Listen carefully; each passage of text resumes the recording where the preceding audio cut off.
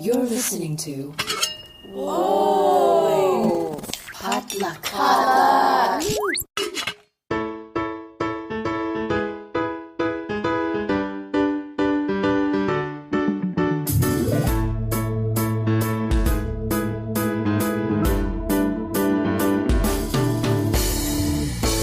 And hey, you're listening to Books and Boba, a book club and podcast featuring books by Asian and Asian American authors. My name is Marvin Yue. And I'm Rira Yu. And on this episode of Books and Boba, we're chatting with author Rachel Heng, whose newest book, The Great Reclamation, just came out this past week. The Great Reclamation is a sweeping historical fiction story with some magical realism elements following the life of Lee Ah-boon, a fisherman's son, and his experiences on the island of Singapore as it transitions from a British and Japanese colony to an independent nation. Yeah, this book covers a lot of ground. It goes from British colonialism, like Marvin said, through World War II, Japanese occupation, and then post-war capitalism, and just the pursuit of modernity, the current day Singapore that we are all used to seeing. We had a great conversation with Rachel about her inspirations for writing a story and the themes within. And it was really fascinating also to learn about her own history growing up in Singapore and how she came into writing. So here is our chat with Rachel Heng. Enjoy, everyone.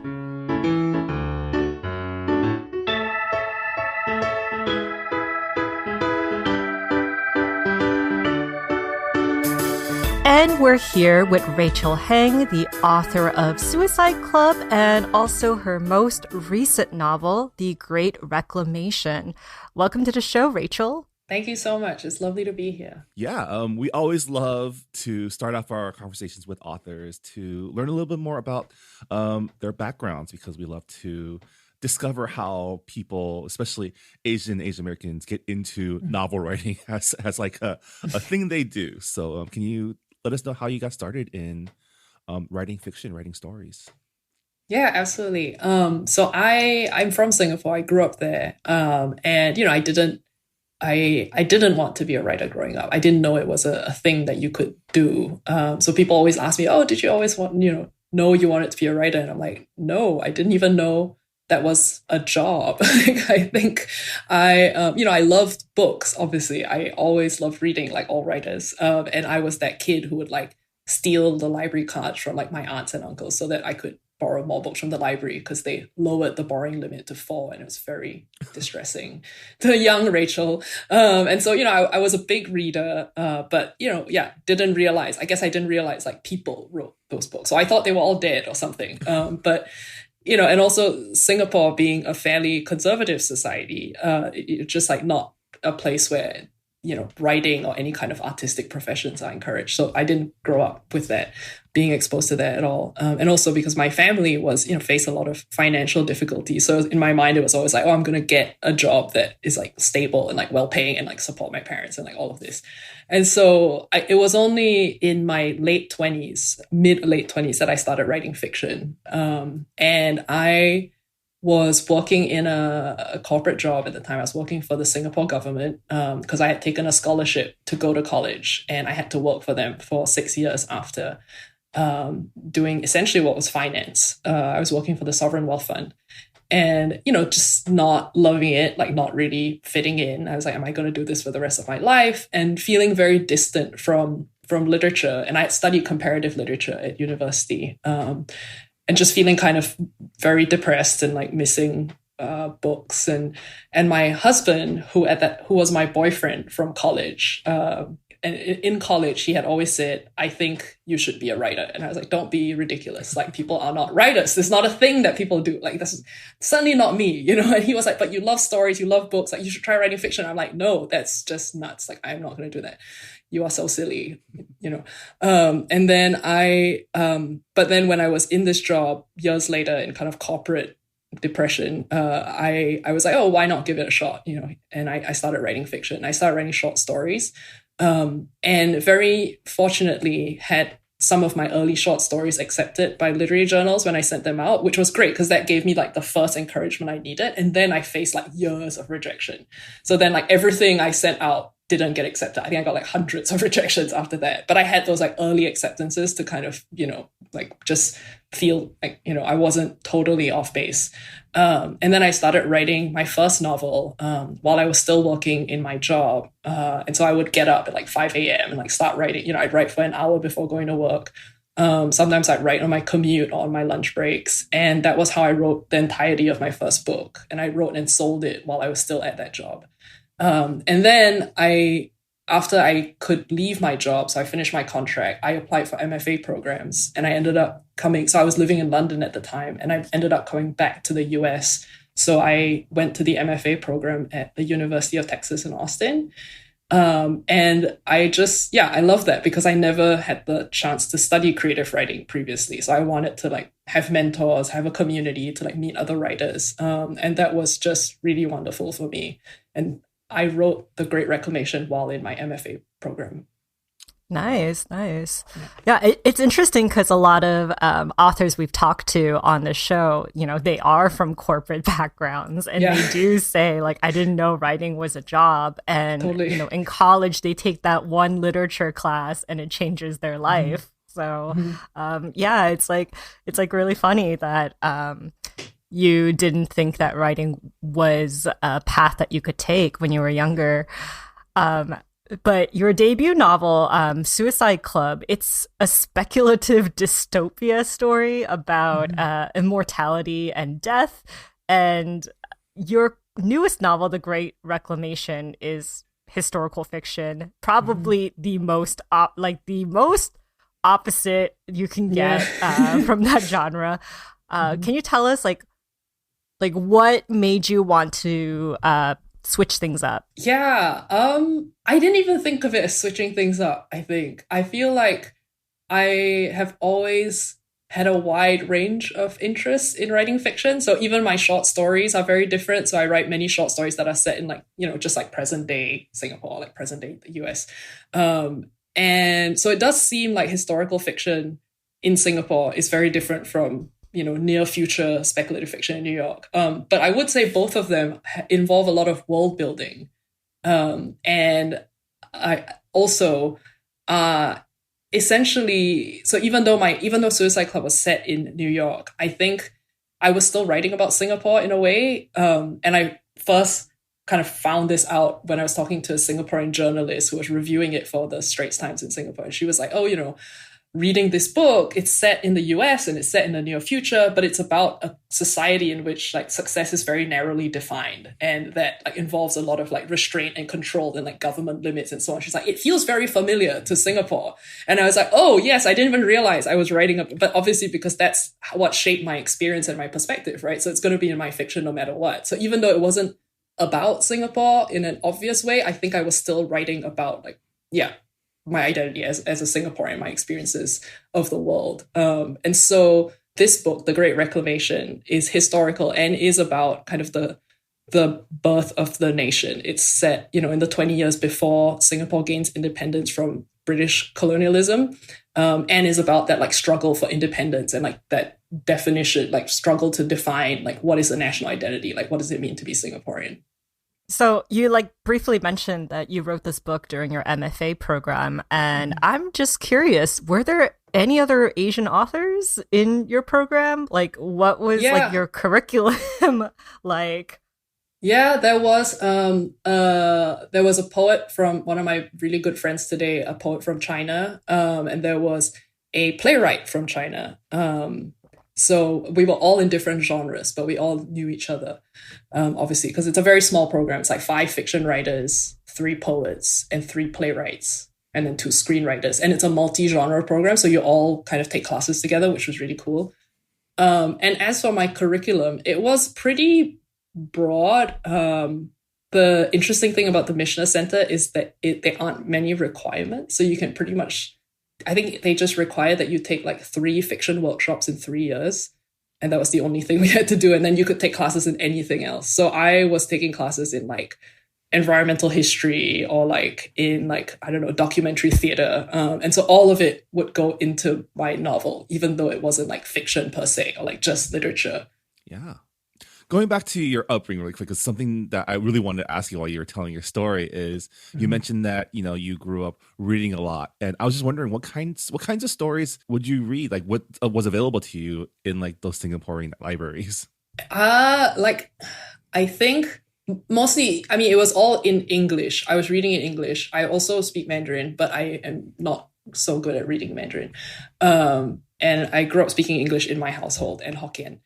And so a lot of our literature was, from the US or from the UK, pretty much. Like I don't think I read any Singaporean authors growing up at all, which is so strange when I think about it later on. And I only kind of discovered Singaporean authors when I was in my 20s, when I was in the US and then going back to Singapore.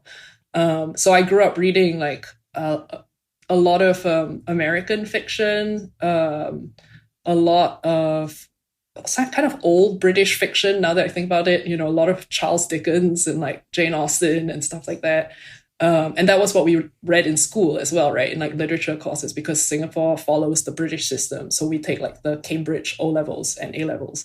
So our curriculum is like Shakespeare. And, it's like Shakespeare. I think we did, wow, I'm totally blanking. Shows how much it made an impression. I did love my literature classes in school. But it was definitely very, very kind of Western civilization focus. We didn't read, I think we read Maxine Hong Kingston. That was maybe the only Asian writer we read. And I don't think we understood it, because I think in order to understand Maxine Hong Kingston, you need to understand America first and then like the Asian experience in America, right? But we were Singaporeans, like Singaporean teenagers. I'd never been to the US. Like I didn't understand what it meant at all. And so I don't think we had the context for the book either. And then the rest of what we read was really, it was very sort of standard, the Western canon stuff. Bunch of dead white men, right? Yeah. The occasional dead white woman. And that was it. Well, I feel like Singapore is, being brought into the spotlight in literature, mostly contemporary literature. Like obviously there's Crazy Rich Asians by Kevin Kwan, and most recently Fraud Squad by Kyla Zhao. But your book it shows a different side of Singapore. So can you tell us a little bit about your book, The Great Reclamation, so our listeners can have a bit of context? Yeah, so I think, as you mentioned, probably the Singapore that most Americans would be familiar with is the one you see in the movie, right? In like Crazy Rich Asians, the kind of sparkling, modern, urbanized Singapore. And that's the Singapore that exists today. In a way, it was the Singapore that I grew up within, even though I certainly wasn't a Crazy Rich Asian, as the majority of the population isn't. But it was a very different Singapore than I would hear about when I would hear my mother talking about her childhood and how she grew up. She grew up in a wooden shop house. They had a tarp for a ceiling. Whenever it rained, it would flood. They didn't have running water. And she had other relatives who lived in more rural parts of the island who, they would have like outdoor outhouses. They didn't have electricity. Like it was completely different. The island was just not urbanized in the way that it became in the next 30, 40 years. And so I think with hearing her talk about her childhood, it felt like it was a different country, even though it was the same place, right? So it's almost like when I talk to immigrants in the US, I get a similar sort of vibe from them. It's like a similar experience of like dislocation, even though that's a physical dislocation of like hearing about this country that you don't know that is somewhere else physically. But in Singapore, we are in the same place. Like nobody moved, but somehow we're like dislocated through time because of so much that happened in those 30 years. And that was just always a really strange thing to think about and to kind of experience my mother, like walking around the streets, and she would say, oh, this is where we used to live, but I'm not sure because they changed all the roads. And so it looks totally different. Like I don't even know where the old building used to be. And so I think this book came out of that desire to give life to that old Singapore that existed not very long ago, and that is almost completely gone today. And to think about, what does home mean when the physical markers of home are no longer there, when you're like constantly building over things and constantly erasing those memories? How do you define who you are and your place in the world when like your home is no longer the way it was when you were growing up?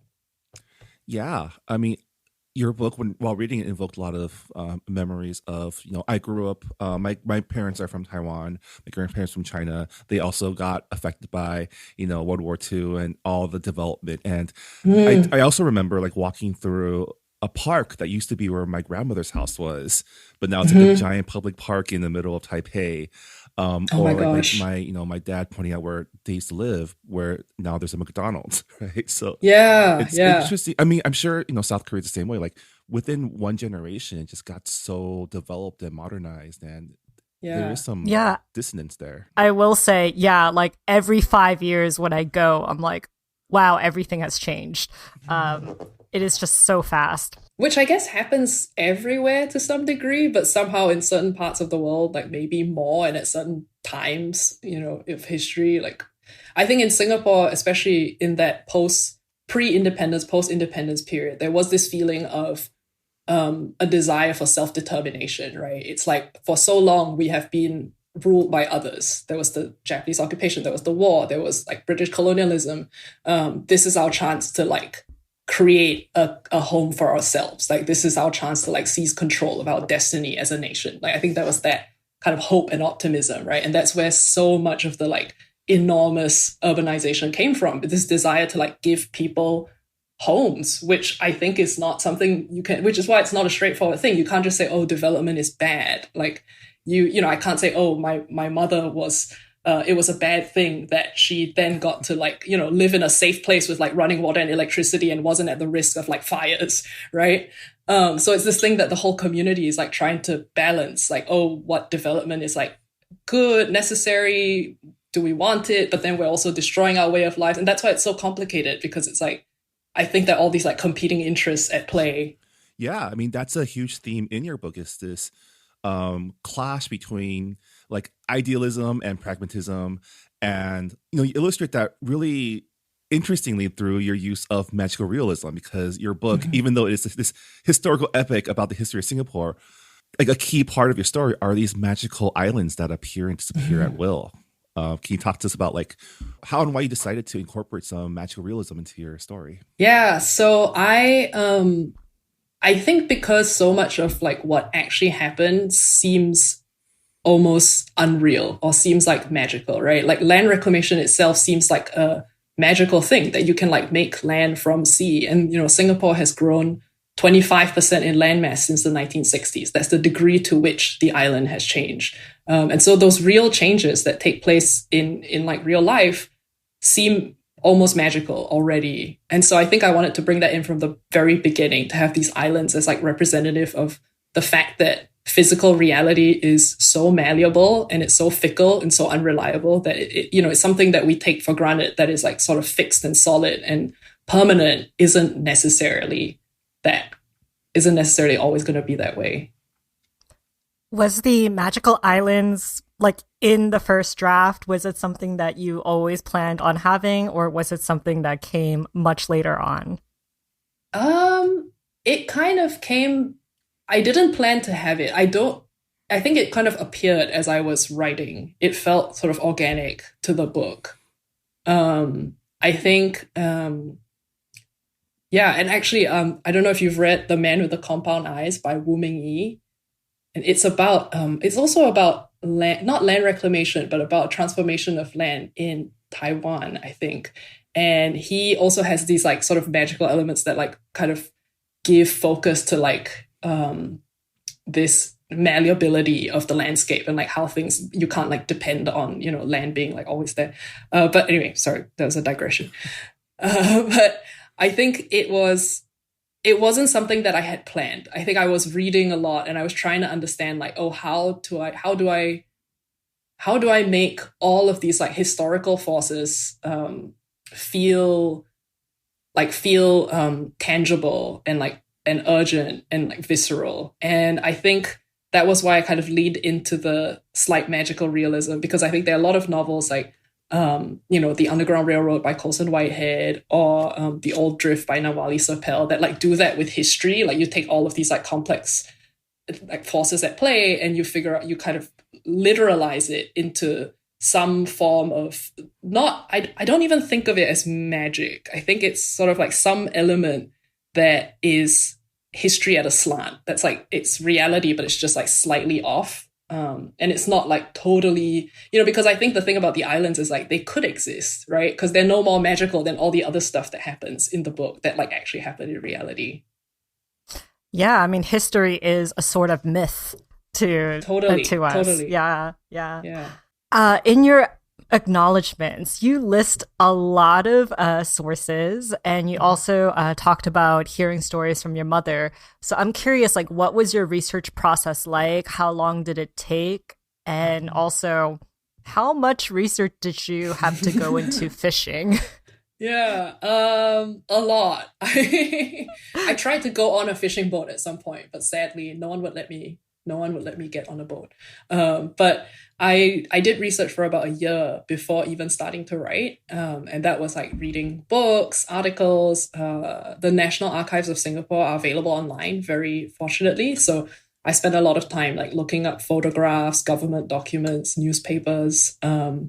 And also they had really great oral history interviews where you can just listen to people talk about their lives. So you can hear like, oh, what it was like to live through that time. And I even found one interview of like a guy who lived on the coast as they were reclaiming. And so he talks about like the dust and the noise and the sand and all of that. So I spent a year doing just that and then starting to write. And the challenge, of course, of writing fiction is then you have to like forget all the details, right? Because there's always the temptation of like, oh, I need to put all this good stuff in, and then it reads like a history textbook and not like a story. And so I love what Toni Morrison says about writing Beloved. I think she says something like she did all the research and then she needed imagination to show up the facts. And so I always try to like hold on to that like in writing historical fiction, that like you have all these facts and you have all this information that's like really cool, or really cool to us as writers because you're interested in the topic. Maybe not everyone is. And then it's like, how do you bring it to life in the form of like characters and language and metaphor, and to make it feel like evocative and rich and like a world that the reader wants to spend time in. Yeah. I mean, speaking of language, the way that you employ like language in your book was really interesting. Like you use Singlish as like a stand-in for like the local Hokkien or Chinese that your villager characters speak to each other, and you also employ a lot of Singlish slang that is birthed from over a century of British colonialization and lionization of English as a language. Can you talk a bit about how you portrayed, or how you decided how you were going to portray language in your book? Yeah, thank you for bringing that up. That was a very important thing to me in writing this book, and I think Singlish, as you point out rightly, it is a stand-in for Mandarin, Hokkien, Malay, whatever language the characters are speaking, right? Because it is written in English. And I guess the other option would have been like to write it in the actual language, but it still wouldn't be, because if you're writing in Mandarin, you would need to write in the characters. And so I think it felt like not a compromise, but it felt true to how life in Singapore feels, where you are speaking different languages, but the common language is often Singlish. Like that is they will say that it's English, but it's not. The common language is Singlish, and it is a language entirely of its own, based on the fact that people can't understand it if you don't know what it is. And so I think that was a very deliberate choice to have the characters be speaking English, Singlish, and to incorporate elements of like when like the fish are given their local name, right? So you have the name in Malay. The term garmen is like they wouldn't have called it that at the time. That's something like Singaporeans say today, right? Like it's used all the time. You're like, oh, garmen's like doing something. It's like this is slang from today. And likewise, they wouldn't have spoken Singlish the way that we're speaking it now. But I think historical fiction is always reflected through a present day lens. And I, when I wrote this book, I wanted it to speak to Singaporeans today and to kind of have that conversation between the present and the past. And so that's why I think I use Singlish a lot, even if it's something that may not be like completely historically accurate, quote unquote. Yeah, I liked how you represented it in English for your readers, because when your characters are talking in Hokkien, for example, like the sentences are shorter, the way they order their subjects and objects, it's a little bit different from when characters are talking in Mandarin and British English. Like, how did you decide how you're going to differentiate the languages? Yeah, I think as a Singaporean, especially one who then came to the US, I am used to code switching, right? Like even within the context of Singapore, you are always code switching because it is has this like colonial history and English is the official language. So we have like formal English that you would speak like, I don't know, in a professional setting or like during an exam. Like we would have these like English exams where you would go and like speak in front of an examiner to prove that you could actually speak English. Or like if you're speaking to yeah, like a government official, you know, in a formal setting, in a legal setting, or if you're speaking, like you're ordering food at the hawker center, like talking to your family at home, right? So I think there are these different registers of like English and Singlish, and we're always like toggling somewhere along that spectrum. And so I think it came very naturally to do that in the book as well. I didn't really think about it consciously. It was more sort of like whatever seemed natural to the character and the setting, like whatever situation they were in, like I would, you know, adjust accordingly. Yeah, a lot of the story also takes place in the village, the kampong that your main character Boone is from. Did you visit an actual village to get like the atmosphere correct? Because Mm-hmm. I feel like your writing is so descriptive, it's cinematic, and I just feel like I'm there. Oh, So thank you I'm so just like much. wondering if you actually like went to a village and just like Yeah. absorbed that. So there aren't many original villages left in Singapore, and along that coast, the southeastern coast, none of those remain. So I wasn't able to visit, you know, one that would have been just like that. And obviously, the villages themselves have changed as well. But off the coast of Singapore, there is an island called Pulau Ubin, and there are some like remnants of like the villages that used to be there, and some of the old houses are still there, even though they are different. And it's a place where like the vegetation is still, you know, still kind of present the way it used to be. So I did visit a few places in like Singapore that still have that left. That's really cool. Yeah. Yeah. Speaking of Boone, your main character, he's shaped by the political changes, like a lot of outside forces, the Mhm. political changes, and his love for his childhood friend. Can you talk more about how his character came to you, how his voice came to Mhm. you?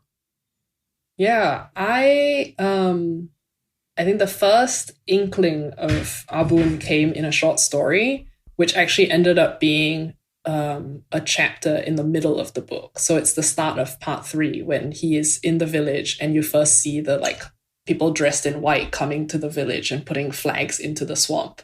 And that started as a short story. And I think once I found him at that point, I sort of understood, okay, this is a person who is caught between, you know, different sides of this political change, and he has to decide who he wants to be in this battle, right? Who is he going to side with? Where does his loyalties lie?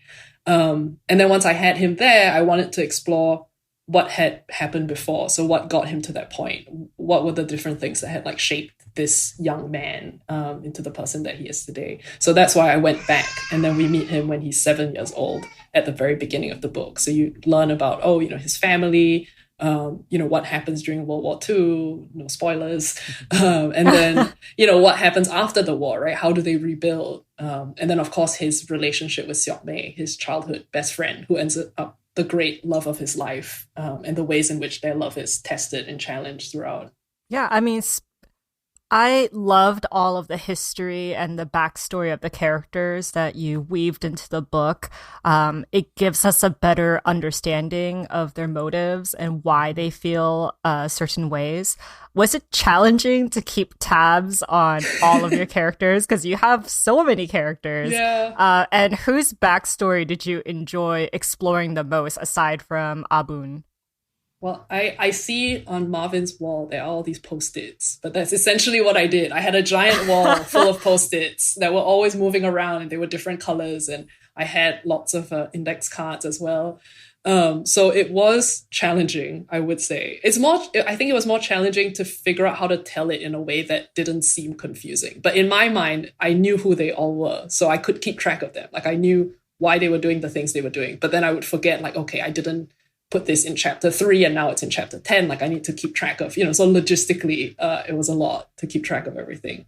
But emotionally, I think they just felt like real people to me at that point. So I knew, who they were and why they were doing what they were doing.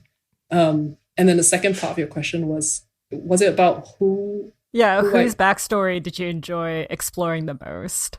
I think I really loved his parents' backstories, both of them, and kind of understanding, because someone observed, a different interviewer observed that Abun's life is very much shaped by the women around him. First his mother, and then, Seok Mei, and then Natalie, right, whom he meets later. And I think his mother is such an important character in the story because she's the one who kind of galvanizes the change in a way, as mothers so often are, right? She's thinking about, okay, what's the best for my child? Like, how do I secure, the future for the next generation? And so she's the one who like pushes him to go to school, even though like other kids aren't going to school. She's the one who says, yes, you should then go on to further studies, even though that's really unusual for a fisherman, right? And so I loved like writing her backstory and understanding how she came to be like the like fiercely kind of ambitious and driven woman that she was, even despite the kind of constraints of her time. Yeah, I mean, I love the observation that Abun makes when later on, when he is working with government officials, and he's like, "Wow, there's a lot of dudes here." And I'm used to like women who are like making decisions and not like women being not treated as if they are lesser. So I thought that was like a really interesting contrast in your book. Yeah, and you mentioned it before, but like the portrayal of like that pragmatism that comes with having to live for so long in constant peril, right? You portray that clash because the post-war Asia in general, or the world in general, is a very dynamic place. Lots of different ideologies going around. Lots of people like wanting to create change, but also a lot of people who just want to be safe, right? That just wants to find stability. And that's a huge theme in your book, is that clash within Singapore. And I think readers will have certain opinions of the actions your characters takes based on like where we are today and what we think about these things. But a part of, I think, Asian, especially Asian American identity, is like kind of putting yourself in your parents' shoes and kind of thinking why they made the decisions that they made, and for who did they make it for, and you kind of explore those as well. I guess can you talk a little bit about how you decided to approach like these themes in your book, like to not villainize but also not like rationalize like either side? Yeah, I think I love that question. I think the people in the book represent people that I know, people that I grew up with. This is my community. This is the country I know and love, right? And I think it's you don't villainize people that you care about, and you don't villain, right? So I think it's something that younger generations of Singaporeans have to deal with, and probably maybe in other countries as well. That the mindset has shifted, right, from our parents' generation to ours. But then the experiences growing up was so vastly different. Like in many ways, we were so much more fortunate and so privileged. So it's very easy to kind of look back and like judge and say, oh, like you should live this way or you shouldn't live that way, or why didn't you encourage the arts, or like other concerns that just like weren't real possibilities or questions in a time that was really just focused on surviving because of all of these other forces that were like literally threatening your physical being and your physical livelihood. And I think if you're in a place like, maybe if you're like from a certain population in the US or something, like that's something that you simply cannot understand, like what it was like to live under threat, because you have never experienced it. And the ways in which like your worldview is so drastically shaped coming out of that, even when you are no longer under threat, right? And how an entire society, I think, and this is not unique to Singapore, I think certainly this applies in like many parts of the world, where when you've undergone like that kind of collective trauma and tragedy and like difficulty, the ways in which you then try to figure out, okay, how do we prevent that from ever happening again? And so that's where the desire for safety comes from. It's like when something has happened to you that you never want to happen again, right? So I think it's something that I grew up with. It's something that we kind of get like hammered into our heads growing up in Singapore. They're like, oh, you guys don't understand what it was like. Like, you know, it was really like, you have it so good. Like, you never have to worry about anything. Look, you like live in these like comfortable flats, and like you have like electricity and water, and like Singapore's becoming this like rich country. And to some degree, like I think growing up, I rebelled against that. I was like, well, you know, that's like a very sort of one-sided perspective, and like look at the like violence that that ideology creates as well, right? Like the violence of like just like that so-called pragmatism. Like, what does it mean? It means that you suppress other voices, like you don't allow any dissent. You kind of have this like intense urbanization program that like erases so much of history and so much of people's ways of life and benefits some people over others, right? All of these things. But at the same time, I also understand it because I see how, you know, it benefited my parents' generation. And I, sitting comfortably in the present, I can't go back and say like, hey, you know, you should have remained poor. Like you should have stayed in that like wooden shop house with no running water, you know? It seems like a very sort of blinkered and like privileged thing to say. So I think that's where this book came from. It's like trying to reconcile that tension between like the desire for a better life, but at the same time reckoning with the costs that comes with it.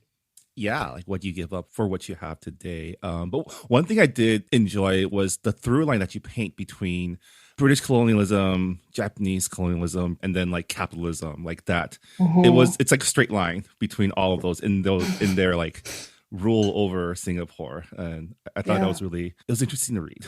Yeah, and I think it is, you know, again, interesting to think about the fact that the movie and the image of Singapore that we have today is Crazy Rich Asians, right? That's quite telling of like what the values are, and you know what the image of that society wants to portray and what's sort of valued. Also says something about what speaks to an American audience and the wider world. But yeah, I do think there is a straight line from that past to this present. Yeah. Obviously, with the new generation, like the old Singapore, there is like a distance, and but you also left Singapore to pursue your education. Do you think you would have been able to write this book if you stayed in Singapore? Like, what did coming to America? What did coming to America help you understand Singapore's history more? Yeah, I don't think I could have written it if I stayed in Singapore. I think, you know, just like anyone, it's very difficult to see anything about your home or kind of your upbringing until you go outside of it. And you kind of accept stuff as normal, right? So growing up in Singapore, I thought all this was normal. I'm like, of course you knock down buildings in order to, you know, like, of course you know, like I kind of accepted that like mythology of like progress as being like the ultimate good, you know, without any caveats. Like I believed it because that was what I grew up steeped in, and that's what, you know, society believes in. And I think it was only after I left that I started to understand that this was a very specific choice, a very particular choice, and one that isn't made everywhere. And so I think I did have to leave in order to get that perspective and to be able to write this book. So your book comes out this week. What do you hope readers will take away from it? I hope that they will get a different perspective of Singapore, that, you know, that this old Singapore that is so close to vanishing will kind of be brought to life again, and that they engage with the questions of the book, you know, and they think about what it means for them in like their communities, right? If their communities have also been changing drastically, if certain ways of life are under threat, you know, what are the things that are being erased today that in 30 years we're going to think about and look back and say, oh, well, that was a pity. Yeah. I'm thinking about like how to map that onto like say American issues, and I think the closest thing is probably gentrification of like our ethnic communities, and you know what we're giving up in the name of like economic development. It's totally. Yeah. I mean, is there a way for progress and the past to coexist? We don't know. It's a question that we're still trying to grapple with in today's society. So Yeah. Totally. Yeah. And I guess in an American context, it might not be like a direct mapping, but at the same time, there's always that question of like how you balance the competing responsibilities, right? Like a responsibility to family, to community, and then to like the next generation. Like it's always a I think for our generation, it's going to be like climate. Like, how do we keep the world from Totally. breaking down? Yeah. Huh. Yeah. Yeah. Mm-hmm. Maybe some magic islands in real life. So as we wind down our discussion, I know you're busy with promoting your new book, but are you working on anything else right now? Not at this very moment. I did start a new book. I've started researching a new book before I got into all of this promotion for this book. And it is also historical, set in the 19th century in Singapore, and is loosely about the first botanical gardens that were set up in Singapore. Oh. So it's kind of about this question of like colonial control of nature and the desire to like classify and name and like organize, again, which I think is a key component of like Singapore's identity. Yeah, I'm excited. I've been to the botanical gardens in Singapore. It's very beautiful, right? It's like a dome. It's like its own like controlled environment. Yeah. Well, Rachel, thank you so much for chatting with us on Books and Boba. Congratulations on the launch of your book. Wishing you the best of luck as you go through your promo tour. And hopefully we'll have you back on again, talk about your next book when it comes out. Yeah, thank you so much. This was really lovely. I love talking to you about it. Thanks. And that was Rachel Heng, the author of The Great Reclamation, available now at booksellers everywhere. And if you are interested in picking up the book after our conversation, might I ask that you purchase from the Books and Boba bookshop? All purchases made on our online bookstore does support the Books and Boba podcast, as well as your local independent bookstore. So we do appreciate any support that you can give. But with that, since it's still technically the month of March, and we haven't discussed our March book club pick yet, Mira, why don't you remind us what we're reading this month for book club? Yeah, we're reading Kelly Yang's Front Desk, and it's a middle grade novel about a child of immigrants who run a motel, and it's about learning to speak up for your community. And this book has been banned at a lot of public schools in the South. And with the current book bans that are happening in America, I thought that this was a very timely book to read. And for those of you who have already finished Front Desk, we are reading Vera Wong's Unsolicited Advice for Murderers by Jesse Q. Sutanto for the month of April. So you can jump on that. Yeah. By the time you've heard this episode, we would have already recorded our Front Desk book club discussion. But don't let that stop you from letting us know your thoughts about the book on our Goodreads forums. We always love to hear feedback from our audience. And, if you've already given your feedback, you might hear comments on the upcoming podcast. But with that, that'll do it for this episode of Books and Boba. Thanks again to Rachel Heng for joining us for an amazing author chat. Thanks for listening, and we'll see you all next time. Bye, everybody. Bye. Thanks for listening to Books and Boba. This podcast was hosted by Marvin Yue and Mira Yu and edited and produced by Marvin Yue. Follow the book club on Twitter and Instagram by going to @BooksandBoba and engage with us on Goodreads on our Goodreads group. You can also check out past episodes of the podcast by going to booksandboba.com and by subscribing to us on your favorite podcast app. Don't forget, you can support Books and Boba and Asian American authors by purchasing books at our bookshop.org account. Check out the link in our show notes and also at booksandboba.com.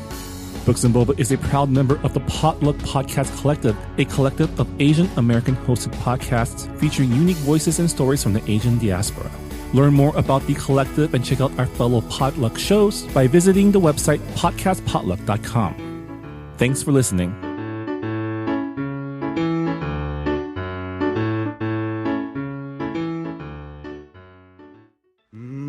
But we're still here.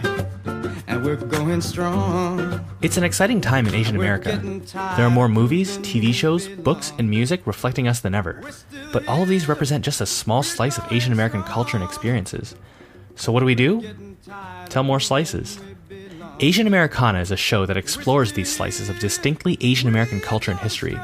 We've talked about how Chinese Americans built California's Sacramento Delta, the art scene turns gallery institution Giant Robot, a play that explores the lost Cambodian pop music of the 60s and 70s, and, of course, Boba, just to name a few stories. You can find Asian Americana at asianamericana.com or on your podcast app. And we're getting tired of proving we belong.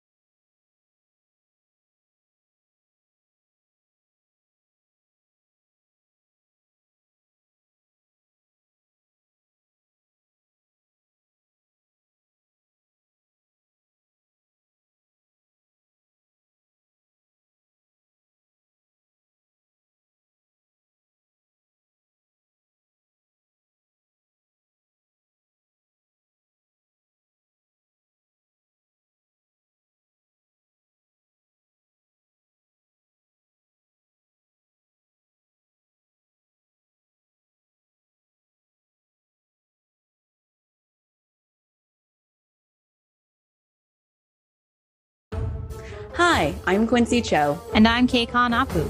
And we host Marvel Makeup. It's a podcast where I teach Quincy a little about Marvel. And I teach Kay a little bit about makeup. Join us as we watch and talk about every movie and TV show in the Marvel Cinematic Universe, which I'm mostly watching for the first time. And join us as we apply makeup stuff to our faces, which I'm using for the first time. Marvel Makeup is part of the Potluck Podcast Collective, and you can find new episodes every other Monday wherever you listen to podcasts. And you can catch video versions of Marvel and Makeup on our YouTube channel. So please rate, review, and subscribe.